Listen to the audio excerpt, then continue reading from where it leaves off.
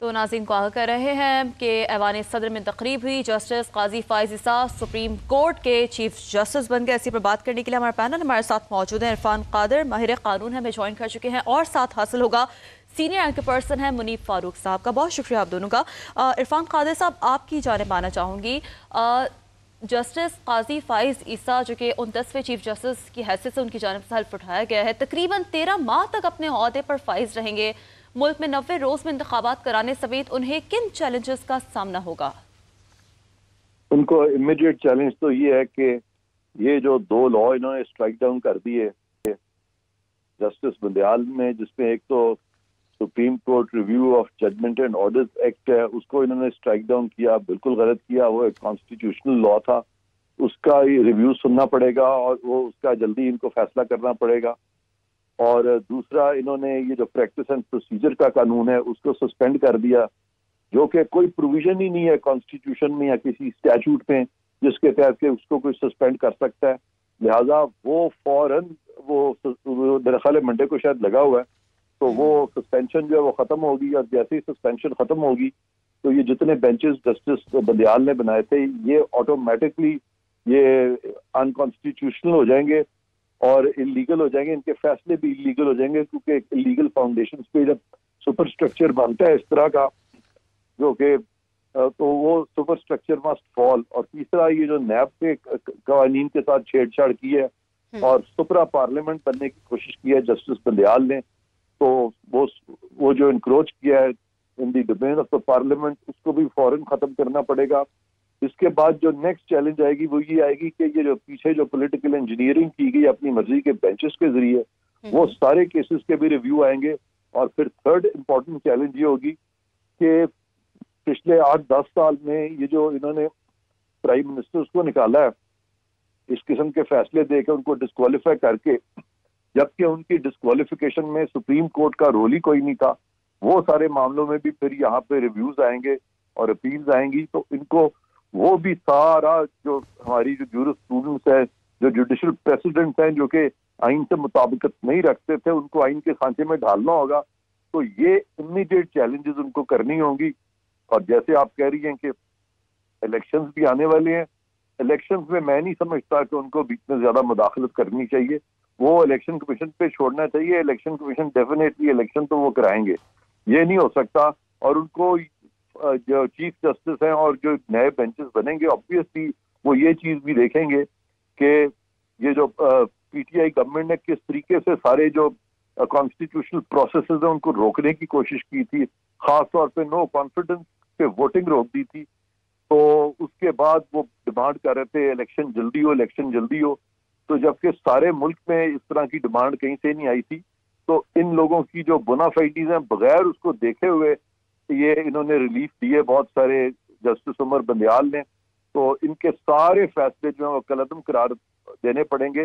اور جب آپ کی jurisprudence judicial precedent streamline ہو جائیں گے تو پھر میں سمجھتا ہوں۔ اور پھر ایک بہت امپورٹنٹ بات جو کہ میں مس کر گیا، وہ یہ کہ آؤٹ آف ٹرن جو سپریم کورٹ میں لوگوں کو لایا گیا، جس سے کہ بہت ہارڈ برننگ ہوئی ہیں ہائی کورٹس کے اندر، اور ایک وہ جو اپوائنٹمنٹ کا جو ایک طریقہ کار ہونا چاہیے ٹرانسپیرنٹ اور اقربا پروری نہیں ہونی چاہیے، اور یہ مکہ نہیں ہونا چاہیے کہ بار نے کچھ بندے رکھ لیے اور کچھ آپ نے رکھ لیے۔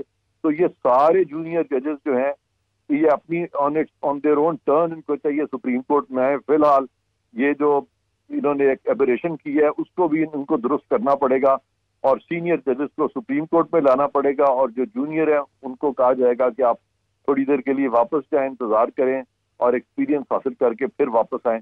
تو یہ ساری چیزیں میں سمجھتا ہوں کہ ان کو چاہیے کہ 2 سے 3 ماہ میں یہ اسٹریم لائن کر دیں۔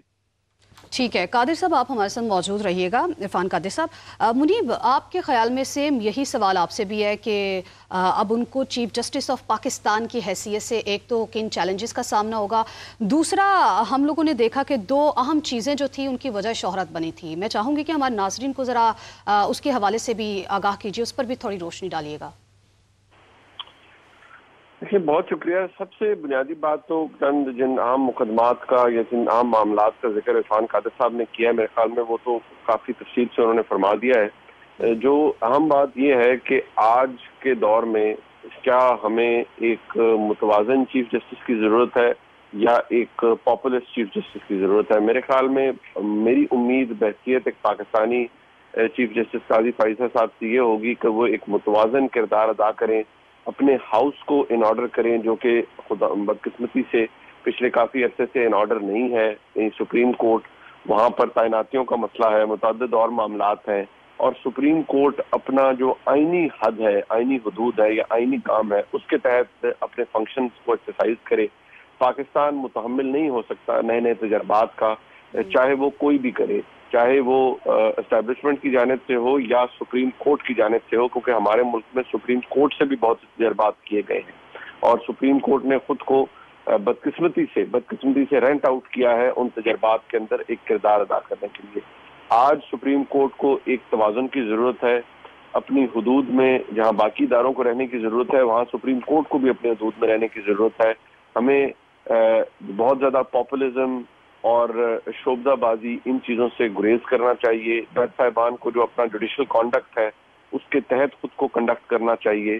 चंद अहम मामलात जो कि मैं समझता हूँ काजी फैसल साहब की वजह शोहरत भी बने, उनमें एक वो फैजाबाद धरना केस था जो कि बड़ी खूबसूरत जजमेंट थी, वो कि उसका खमियाजा भी काजी फैसल साहब को भुगतना पड़ा और उस वक्त की इस्टेब्लिशमेंट ने फिर काजी फैसल साहब को सदर आरिफ अलवी के जरिए उनके खिलाफ फिर इमरान खान साहब की हुकूमत ने रेफरेंस भी भेजा, सब कुछ हुआ।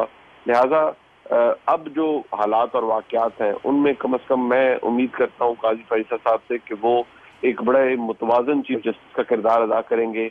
जो गलतियाँ की गई हैं बंदयाल साहब के दौर में उनकी दुरुस्ती करेंगे और एक अच्छे और एक बैलेंस जज के तौर पर, एक चीफ जस्टिस के तौर पर वो अपनी लेगेसी बनाएंगे, ताकि जब 13 महीने के बाद वो अपने मनसब से रुखसत हो तो कम से कम पाकिस्तान की सबसे बड़ी आईनी अदालत के अंदर जो बदकिस्मती से, मेरे पास बेहतर लफ्ज़ नहीं, जो गंद फैलाया गया है उसको वो समेट सकें और in the times to come कोई ऐसी लेगेसी छोड़ जाएं कि हमारे मुल्क में सुप्रीम कोर्ट इस तरह से खुद को अवेलेबल ना करे किसी भी मिस एडवेंचर के लिए। जी ठीक, मुनीफ फारूक आप साथ ही मौजूद रहिएगा। इस वक्त बैरिस्टर ज़फ़रुल्लाह खान साहब भी हमें ज्वाइन कर चुके हैं, बहुत शुक्रिया बैरिस्टर साहब समा को वक्त देने के लिए।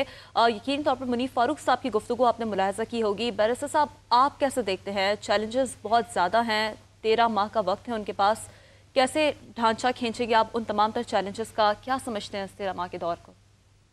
Thank you. तबाही के लिए एक दिन बहुत होता है और तामीर के लिए बहुत वक्त चाहिए। पिछले जनाब साकिब निसार ऐसे शख्स से लेकर अब तक जो सूरत हाल पाकिस्तान में रही है उसमें सुप्रीम कोर्ट एक मजाक बन चुकी है, एक सियासी पार्टी का एक अदालती विंग बन चुका है और बाद फैसले तो उनके वो अबू बाख्ता किस्म के फैसले थे। अब हमें उम्मीद क्या है? उम्मीद ये है कि काजी साहब एक शरीफ इंसान है, उन्होंने भी ऐसे जजों के हाथों सफ़र किया है, सियासतदानों के हाथों सफ़र किया है, तो अल्लाह करे कि वो इंसाफ पे खड़े रहें और अल्लाह करे कि वो सुप्रीम कोर्ट को जो तार तार कर दिया गया है, 9 का बेंच बैठता है फिर 7 हो जाते हैं फिर 5 हो जाते हैं, ये तो मजाक बन गया है। ऐसा तो गाँव में नहीं होता हमारे यहाँ। अल्लाह करे कि सुप्रीम कोर्ट में यूनिटी आए। मेरा इदारा है, मैंने बनाया है उसको और मैं उसको पैसे देता हूँ अवैध अवाम, अल्लाह करे यूनिटी आए। दूसरा, जजों की अपॉइंटमेंट अल्लाह करे मेरिट पे हो और जो नीचे से उठा के जज लगाए जाते हैं वो ना हो, जिनका हक इंसाफ बनता है वो जज लगे। मेरी ख्वाहिश ये है कि जजों के जो फैसले हैं वो पॉलिटिकल बेसिस पे ना हो। मेरी ख्वाहिश ये है कि जज जो है वो बैकलॉग, गरीबों के मुकदमे सुने नहीं जाते, मजदूरों के मसले, बीवियों बेवाओं के, यतीमों के नहीं सुने जाते हैं और सियासतदान के, इमरान खान के सारे फैसले सुने गए हैं पिछले 5 साल में। अल्लाह करे ऐसा ना हो। अल्लाह करे कि वो अपनी छुट्टियां भी वक्त बैठ कर सारे जो पुराने मुकदमे पड़े हैं उनको वो ख़त्म करें। हमें उम्मीद है बहुत सारी काजी साहब से, बहुत सारी उम्मीदें हैं। काजी साहब अकेले भी नहीं है, मैं आपको बताऊं बहुत सारे जो नौजवान जज आए हैं, नाम मैं जजों का नहीं लेता, हमारे कुछ जज ऐसे भी हैं सुप्रीम कोर्ट में जो बिल्कुल कानून ज़ाब्ते की बात करते हैं, अवाम के राइट की बात करते हैं, पार्लिमान की। वो अल्लाह करे ये सारे मिलकर, और जो मुनीर साहब ने कहा ठीक है मारी से ब्रेक लें, ठंडे दिल से बैठें और कम से कम ये बहुत पढ़े लिखे लोग हैं, ये बहुत काबिल लोग हैं बहुत सारे। अल्लाह करे कि मुल्क की किस्मत जो है कम से कम जो हिस्सा इनके हाथ में है उसको आगे ले जाएं। सियासतदानों को गालियां निकालने से और पार्लिमान को गालियां निकालने से, उनको डिसरिगार्ड करने से सुप्रीम को कुछ फायदा नहीं होगा।